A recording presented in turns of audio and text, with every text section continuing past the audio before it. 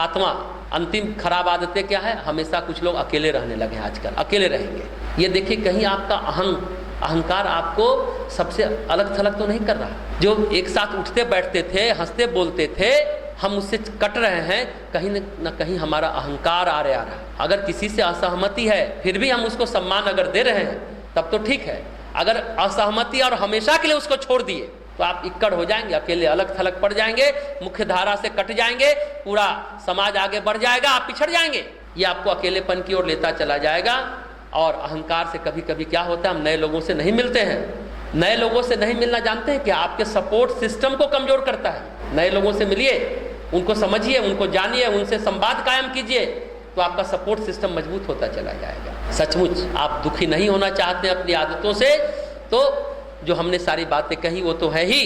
बस दो बातें याद रखिए, क्या करना है और क्या नहीं करना है। क्या करना है उसको विवेक कहते हैं, क्या नहीं करना है उसको वैराग्य कहते हैं। क्या करना है, कैसे करना है, यह है विवेक, और क्या नहीं करना है यह क्या हुआ, वैराग्य। अब तक आपकी इतनी उम्र हो गई, कोई 15 साल का है, कोई 16 साल का है, कोई 50 साल का है, कोई 60 साल का है। अतीत के अनुभव है, भविष्य में क्या है, कल्पनाएं हैं, सपने हैं। अब वर्तमान में क्या है, वर्तमान में संघर्ष है, अतीत के अनुभव हैं, भविष्य की कल्पनाएं हैं, ढेर सारी कल्पनाएं हैं, और वर्तमान में संघर्ष है। लेकिन यही कारण है ना कि हम वर्तमान में जीना नहीं चाहते, आज में जीना नहीं चाहते, क्योंकि हम संघर्ष करना ही नहीं चाहते ना। और क्या करते हैं, आज की बातों को कल पर टालते हैं, और फिर सपने आपके सपने रह जाते हैं। एक समय आता है कि इच्छाओं की टोकरी में सपनों की जगह क्या भर जाता है, टीस भर जाता है। एक समय आएगा, अगर वर्तमान से संघर्ष नहीं करते हैं, टालते रहेंगे, तो इच्छाओं की टोकरी में सपनों की जगह टीस भर जाएगा। इसलिए अब नहीं तो कब करेंगे आप, बस ये ठान के जाइए, अभी नहीं तो कभी नहीं। कुछ कर गुजरने का सही वक्त यही है। इस समय को, इस क्षण को, इस पल को अभी से जीना शुरू करिए, भरपूर जीना शुरू करिए। सपनों को हकीकत में बदले का वक्त भी यही है, क्योंकि इसके अलावा और कोई समय आपके पास है भी नहीं।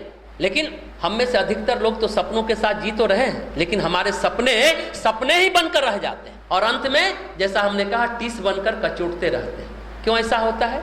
जिस चीज को हम बचपन से सपना सोचते रहे, लंबे समय से उसको सोचते रहे हैं, और ये जो बातें हमारे दिल के बहुत करीब रहती है, फिर हम क्यों उसकी उपेक्षा कर देते हैं? कैसे क्या हो जाता है जो इग्नोर हो जाता है, और आसानी से हम उपेक्षा कर देते हैं। देखिए, जो कर सकते हैं उसको टालिए मत।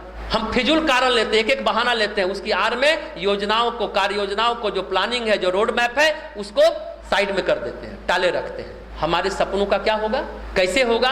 आदि विचारे सच कहिए, आज अधिकांश लड़कों के ये सपने दम तोड़ते रहते हैं। यह भय कि अगर हम नहीं सफल हुए तो क्या होगा, ये भय बहुत सताता है आज के युवाओं को, किशोरों को बहुत सताता है। अरे दूसरे को कैसे मुंह दिखाएंगे, आंख कैसे मिलाएंगे अगर हम सफल नहीं हुए तो। सच ये है कि क्या, अपने आप से प्रश्न पूछिए, क्या उस रूप में आप अपने को देखना स्वीकार करेंगे असफल व्यक्ति के रूप में? देखिए, जो व्यक्ति सुरक्षित दायरे से बाहर निकलने का जोखिम नहीं लिया, वह अपने लक्ष्यों को हासिल करने की दिशा में आगे नहीं बढ़ पाएगा। आपको सुरक्षित दायरे से बाहर निकलना होगा, कुछ रिस्क उठाना होगा, तब बात बनती चली जाएगी। अब ये बताइए कि आप सुरक्षित दायरे में रहकर हार जाना चाहते हैं या प्रयास करके असफल हो जाना चाहते हैं? जवाब दीजिए तो। पहली बात सही रह करेंगे या दूसरी बात सही करेंगे? क्या प्रयास करके सब लोग यही बोलेगा, दूसरे पर आप कहें कि हाँ ये सही कि हम प्रयास करें, भले हम सफल हो या ना हो। लेकिन होता क्या है, हम बोलने के लिए दूसरी बात ही बोलेंगे, पर नाकामयाबी का डर इतना हावी हो जाता है कि हम सफल होने की कोशिश ही नहीं करते, पहले से हार को सुनिश्चित कर लेते हैं। कई लड़के बोलते हैं ना, हमने ड्रॉप ले लिया। अरे भाई, परीक्षा दो, फेल हो गए तो हो गए, ड्रॉप होगा तो भी 1 साल बर्बाद होगा, और फेल हो गए तो भी 1 साल बर्बाद होगा। लेकिन हम लोग ड्रॉप क्यों लेते हैं? यही ईगो है। सुरक्षित क्षेत्र से बाहर नहीं निकलते हैं। ध्यान देंगे, छोटी छोटी बातें हैं जो आप लोगों के जीवन में प्रतिदिन घटित होती है। कोई बहाना मत बनाइए, और कोई बहाना स्वीकार भी मत करिए। रोइए भी मत, निराश भी मत होइए, हताश भी मत होइए। हम कहने कहा है ना, मन के हारे हार है, मन के जीते जीत है। असफल व्यक्ति हारा हुआ नहीं है, निराश व्यक्ति हारा हुआ है। अरे आज असफल है, कल सफल हो जाएंगे। एक ही बार में कोई जो डॉक्टर है एक ही बार में डॉक्टर बन गया क्या? इंजीनियर एक ही बार में बन गया? 2 बार 3 बार परीक्षा दिया होगा तब बना होगा। इसलिए मन को मित्र बनाइए, मन को शत्रु मत बनाइए। मन मित्र कब बनता है? जब हमारे अंदर सकारात्मक भावनाएं होती। मन शत्रु कब बनता है? जब हमारे अंदर नकारात्मक भावनाएं हो। लेकिन कुछ करिए। आप किसी क्षेत्र में पर्याप्त कौशल न हो, कुशलता न हो, तो भी प्रयास करिए। आज से और अभी से करिए, होश में रहकर करिए, कुछ करते रहिए, तो कहीं से आपकी शुरुआत होगी तो आप लक्ष्य तक पहुंच ही जाएंगे। मेहनत हमेशा रंग लाती है, इस वाक्य को हमेशा याद रखिए। और आपको अपने ऊपर विश्वास होना चाहिए कि मैं किसी भी काम को कर सकता हूं।